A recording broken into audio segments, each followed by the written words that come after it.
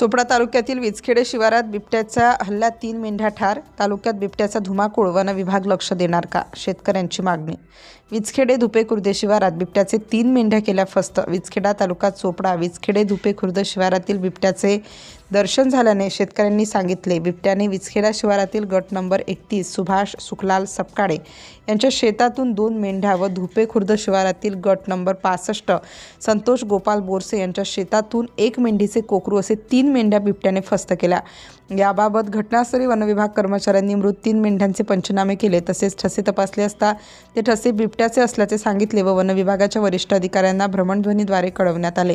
अशा घटनांकडे वनविभागाने कानाडोळा न करता शेती शिवारातील योग्य तो बंदोबस्त राखून वन समित्याच्या माध्यमातून सूचना व मार्गदर्शन करणे आवश्यक आहे. नागरिकांनी जागरूक राहून गटागटाने शेती शिवारात संपर्कात राहून काम करण्याची गरज निर्माण झाली आहे.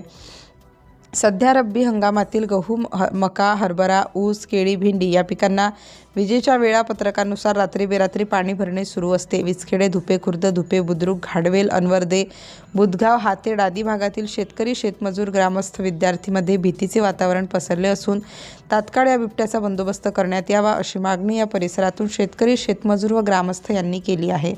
सिटी इंडिया न्यूजसाठी प्रतिनिधी विश्वास वाडे, चोपडा.